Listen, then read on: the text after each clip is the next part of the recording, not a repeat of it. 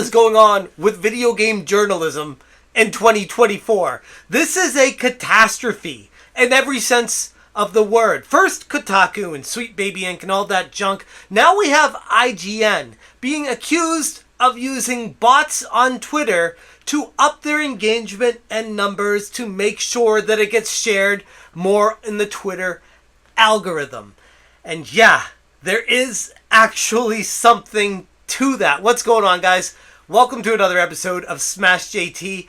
And this is wild. I don't want to say it's on the level of the Philip Mewson stuff a few years ago with IGN, but it's approaching that. IGN is one of the biggest gaming media outlets out there, and they're resorting to using bots on their Twitter. Smash JT.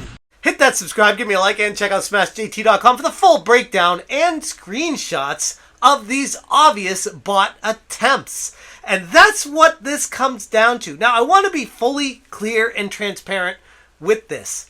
We don't know for sure if it's IGN buying these bots to up their engagement. It could just as well be Unreal doing it because it's based on the Unreal live stream, the State of Unreal live stream live from GDC 2024.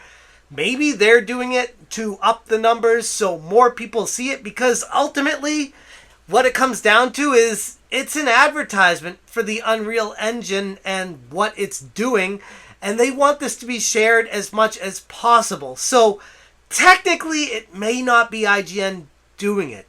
The other third option, which I highly doubt, but I want to put it out there just in case, is there could be more nefarious intentions, or someone that just doesn't like IGN doing this as an obvious attempt to make them look bad by buying these bots and have them basically jump all over this and paste the same thing over and over again with all these fake accounts. It could be a way to get YouTubers all up in arms and pointing at IGN saying, what a horrible company IGN is. I told you guys for the longest time, and here it is. These are the facts. That could be. So I don't want to just blanketly say it's IGN, but based off their track record and everything that's transpired throughout history, and you pair that with what's going on with the state of gaming journalism in 2024, I mean, it just would make sense that IGN is financially struggling and they can't pay or afford to pay their writers to do the stuff, so now they're resorting, after cutbacks,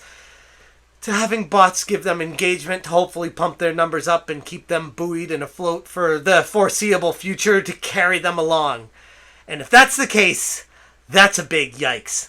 Let's go through these responses and just look at just how bad they really are. It starts off fine enough where people are just saying, oh, I tried to warn you. Oh, these bots are crazy. Holy bots, man.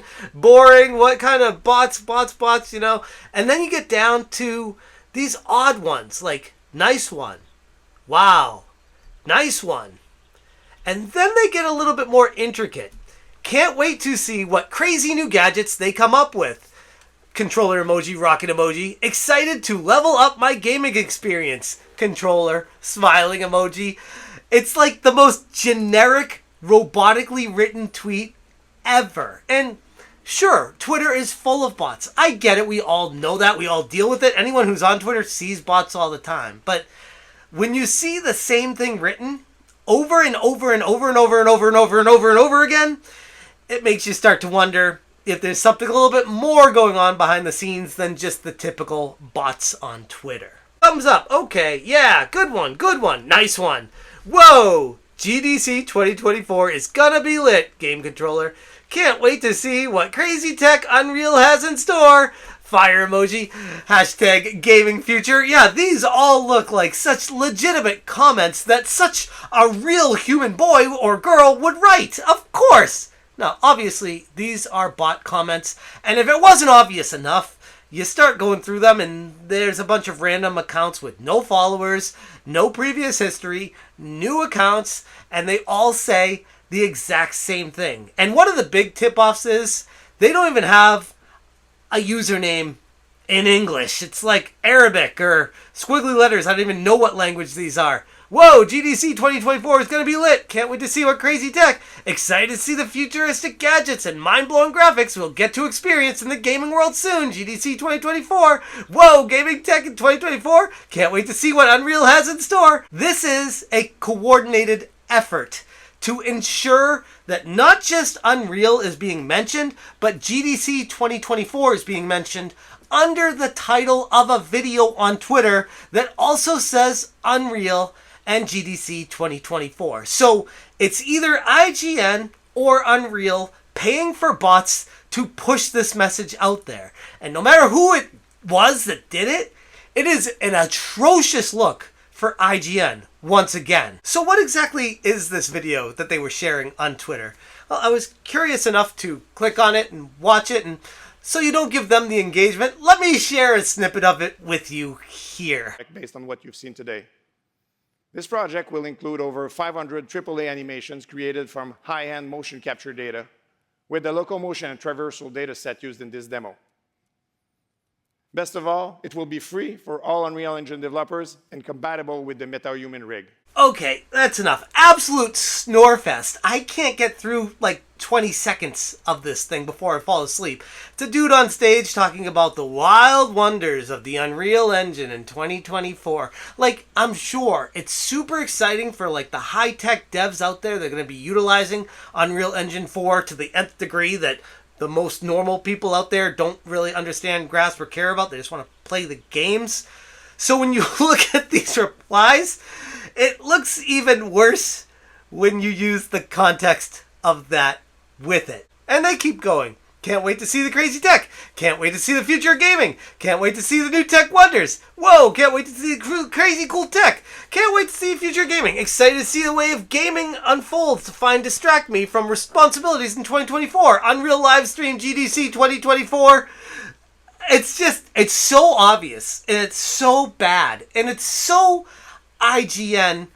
I can't. Like, this is bad. If the state of journalism has gotten to the point where they can't pay enough writers to produce good enough stories to attract enough people to go to their site, that they've now stooped to the level of going the easy way out, which is cheapening the brand, ruining all the effort they've put into getting to this point, and paying for bots to up their numbers so that this shows up on news feeds and gets shared on Twitter more. And actually, that's how I found out about it. So I guess technically it worked. And here I am making a video about it. But at the end of the day, sure, any notoriety or any attention is good attention in this era. But this is still a terrible look for IGN, and once again reflects poorly on them, just like I started this off with the Philip Mewson and the plagiarism thing. And you go back to how they treated him, and no, I don't want to sound like I'm sympathetic to this guy who plagiarized a bunch of stuff and then lied about it, but then you consider the pressure that he was put under by IGN to make these stories, do these reviews, cover these games in a short period of time, as he put it in his apology video. That was another. Ugh. As for Boomstick, I have nothing but the best wishes for him, and I hope that his wave of success lasts a long time. A lot of you watching this video might not know my story, but I also started out as a YouTuber, so I completely understand what it's like being a small YouTuber trying to make a name for yourself. I mean, Boomstick, just keep doing what you're doing, man. It looks like you have a great thing going, and I've got nothing but respect for you. A big swing and a miss on apology. But regardless, Philip Mewson was under a lot of pressure, and that pressure forced him to look for ulterior means of getting the work done. And yeah, you could say it's him, which I do, but it's also on IGN creating really terrible work conditions for their employees to have to start plagiarizing stuff. And to fast forward now to 2024, it's like 5 years later after that happened, and IGN is still the butt of the joke. And they're still doing things that are abhorrent. And they know they can do whatever they want, and they're going to get away with it. But hell, I'm going to call their ass out every chance I get. This is a terrible look, and they should be shamed for it. I'm going to leave it there. If you want more information, like I said, check out the Smash JT article. I have all the information, screenshots, and links that I talked about in this video. I will link that in the description below. Thank you so much for watching, and as always, you stay smashing. For all Unreal Engine developers and compatible with the MetaHuman rig. Smash JT.